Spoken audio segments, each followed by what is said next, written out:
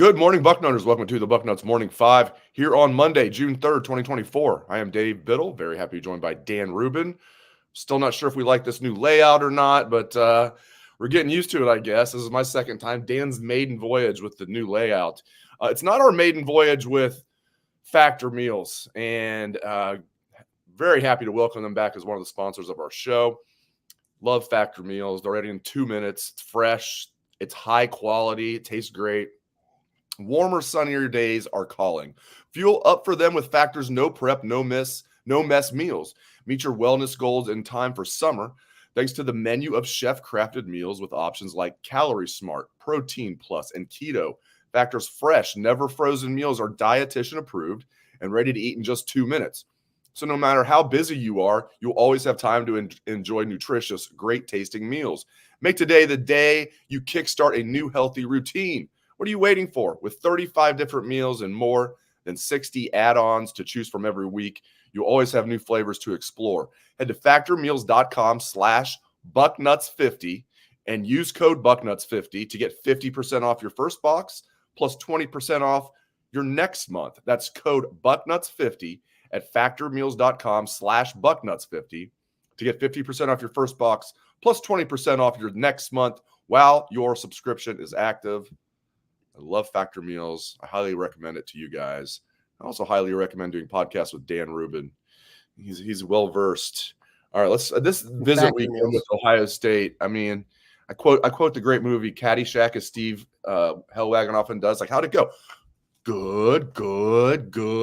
Now very good. We'll see how great it is when the dust settles. But I tell you what, the dean. I was reading his multiple pieces that he's posted on Bucknuts on this big official visit weekend for the Buckeyes, Dan.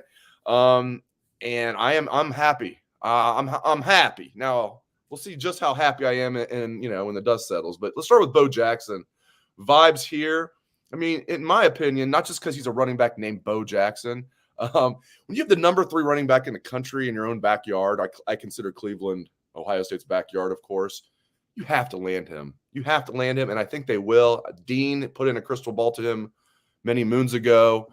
Our friend Steve Hellwagon, our friend Steve Wiltfong put in whatever they do it on 3 crystal ball yesterday.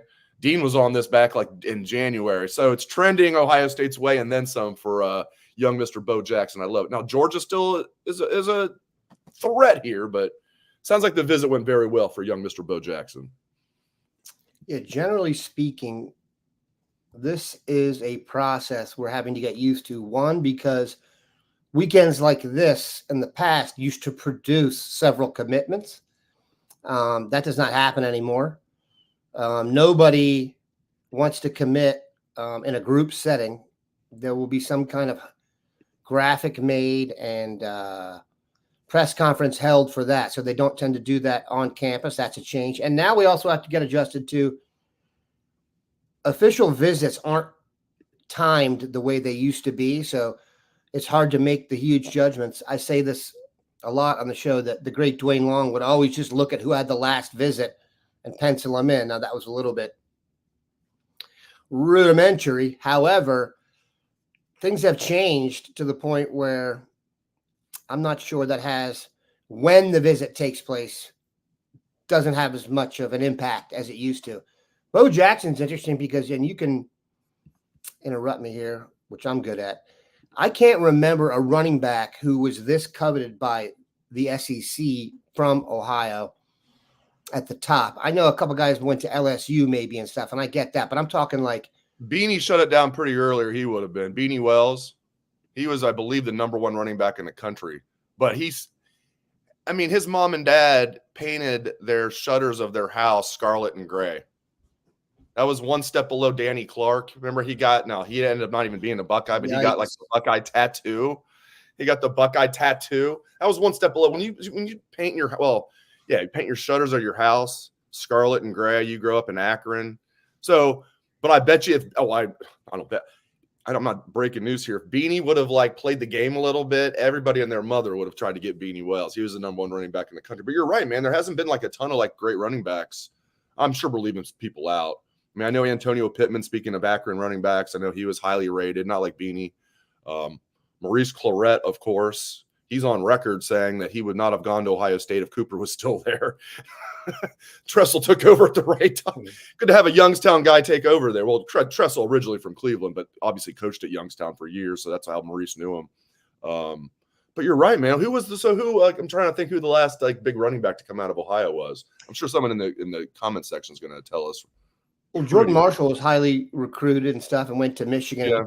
But I'm talking it's not even the fact that I just don't remember a guy, a skill player or running back really being, and I don't think it's not that Ohio hasn't had the quality. It's just they haven't needed to dip into Ohio. When you're in Georgia, there's probably 3 within 30 minutes of the campus that can get the job done. So they don't necessarily have to do that. But that's very interesting. An Ohio guy that Ohio really goes after that's not from Cincinnati, that's not an offensive lineman. I guess he does go to a Catholic school, so there's a little bit more of a chance, but I would be surprised if Bo Jackson went elsewhere. Oh, I love it because I was worried about Georgia. I still am. I'm not ruling them out, but man. Does that make sense to you, though, when you think about it? Keep in mind, if they take Bo Jackson at Georgia, they're telling X number of running backs in the state of Georgia no, okay? Which means the next year when you go back to that school, okay, you're in trouble. Georgia has plenty of dudes. I'd just be really surprised. I mean, it could have happened, obviously, but why is it different? Ohio State's going after multiple. Why couldn't Georgia go after multiple running backs and Bo Jackson be okay with that when he knows Ohio State's also going after multiple running backs? No, I'm not talking multiple. I'm not talking number of guys in the class. I'm talking the state of Georgia needing to go into Ohio to get a running back. You're saying if you're going to get multiple, why not just stay in the state of Georgia? Why are you going up and getting this Yankee is what you're saying, right? Well, look, running back offers in Georgia among Georgians are extremely coveted. If you give one to someone from Ohio, he better be good. He better be clearly better than everyone in Georgia. Otherwise, when you go back, they'll be like, why don't you go get y'all another Yankee? Maybe he is that good. But all's well that ends well. And he'll be in Columbus, so we don't have to worry about it. Spencer Ware is the one I was thinking of for Steve Shaw, but he went to LSU, and Ohio State didn't offer. So it's a Cincy Princeton guy, I believe. Quarterback in high school. Became basically a fullback and a big boy. Yeah, man, it's been a minute since Beanie Wells, the number 1 running back in the country. It's been a minute since we had the best running back in the country come out of the state of Ohio. We've had plenty of excellent running backs here at Ohio State, though, during that time. Guys like Zeke Elliott, J.K. Dobbins, just dudes. Dakorien Moore, he comes, brings. This is always a good sign. If you bring 5 family members with you on an official visit, and young man from Texas, great sign. And I love this. Hi, Mrs. Sanchez. I know you're an avid listener and you're in the chat right now. How cool is this? The Sanchez's, and they didn't even tell the Moores they were doing it. The Sanchez's show up. And they're there on the official visit helping out. I love this. It sounds great for Dak Moore. Sounds good, Dan. Good. I went and looked at the Texas boards for this one because this is a biggie. And Mike Roach, the Texas specialist recruiting guy, is really good. And you're getting pretty much the standard. When a wide receiver visits Ohio State, it's very interesting. The angst is gone in terms of the other sites. They don't go in there and say, oh, he's making a bad decision. Why would he do that? It's like the guy comes on and says, look, we all know Ohio State can make a pitch like almost no other. He had a great visit, but we're still feeling good about it. Yikes. When all is said and done, this feels like to me it could be a NIL deal down the stretch, but as long as Ohio State is locked in, I think they'll have a chance down to the end. I really do. And we do definitely owe a debt of gratitude to the Sanchez's, but they've been like that from the start. So we don't even know what's going on behind closed doors. They could move to Ohio and be a governor and lieutenant governor in whatever order they wanted to do it. If Mr. or Mrs. Sanchez wanted to run for governor of the state of Ohio, I guarantee you they would get elected. Yeah, they're becoming like the first family of Ohio State. I don't say that lightly. All right, let's move along. Obviously, they're going to get Dak Moore. No, I shouldn't say obviously, but I love it. I mean, and what a better place to play than Ohio State if you're a wide receiver right now. Not breaking news there. It's a factory of just outstanding wide receivers. All right, Justin Hill. Vibes on him. I don't know. I think he'll be a Buckeye. I know that's what the dean said. If he had to guess, he'll be a Buckeye. Winton Woods has been good to Ohio State. So, hey, man, if the dean is confident, that means I'm confident, Dan. This guy is really good. Maybe we haven't talked about him as much as we should have, because I kind of always felt he would be an Ohio State guy, and then the rest of the country has caught on and lined up to try and invade for his services. You want to talk about a guy you cannot lose? Getting to the quarterback off the edge, is it not one of the top 3 or 4 most important things in football? And it's one of those things, there is a limited amount of human beings on the earth that have that gift to just get around the edge, whatever it is. He has it.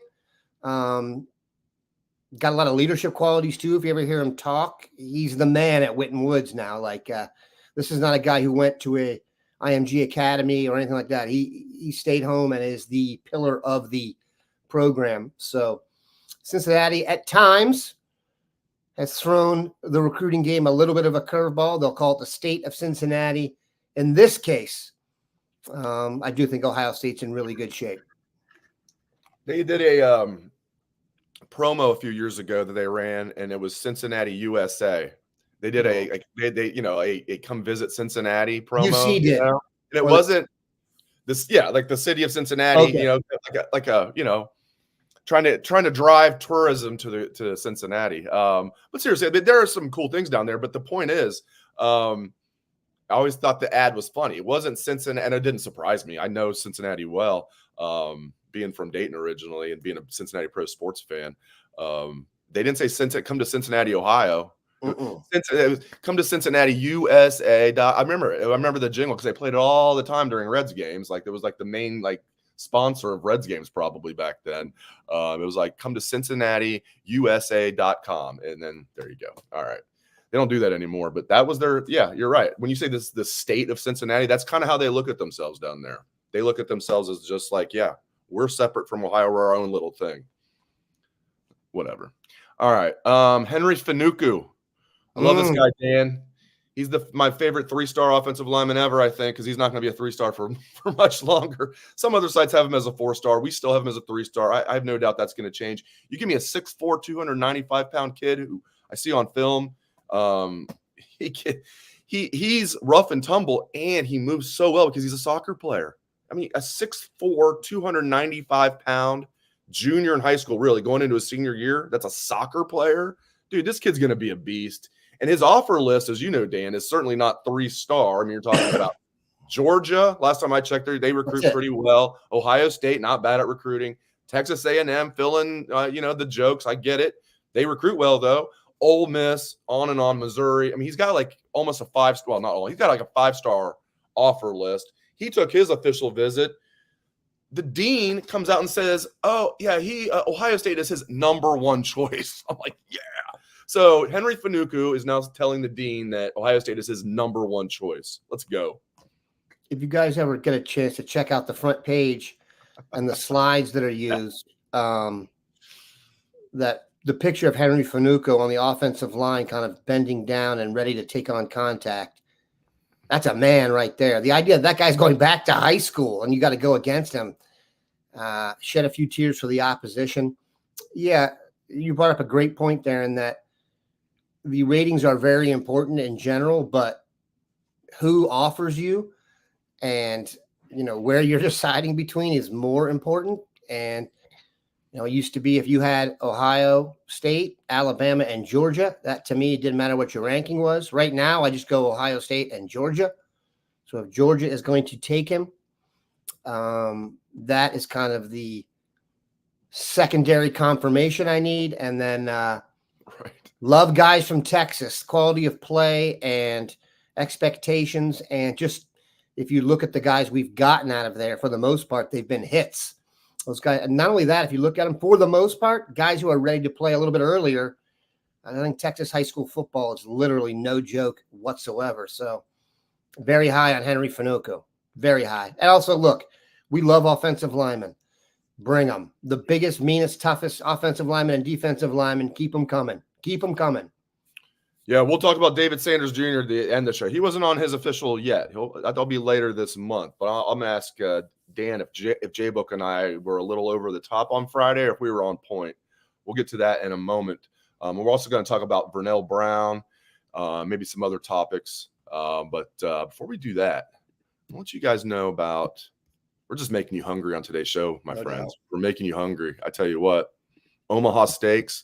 I this box they gave me, Dan. I still have more to put on the grill, which I can't believe because I had a grill out for the ages last week. I really recommend Omaha Steaks to you guys. And with Father's Day right around the corner, we're talking less than 2 weeks now, my friends. Less than 2 weeks till Father's Day. It was 2 weeks from yesterday. With Father's Day right around the corner, what do you give the man who has everything? Easy. You give him an experience he'll never forget. You give him Omaha Steaks because a world-class dad deserves a world-class steak. The Father's Day experts at Omaha Steaks have made it easy to put a smile on the big guy's face this summer with hand-selected gift packages starting at just $89. Just go to omahasteaks.com and use promo code Bucknuts at checkout for an additional discount when you shop gourmet gift packages for Father's Day. They have the best steaks, chicken, pork chops, burgers, and more.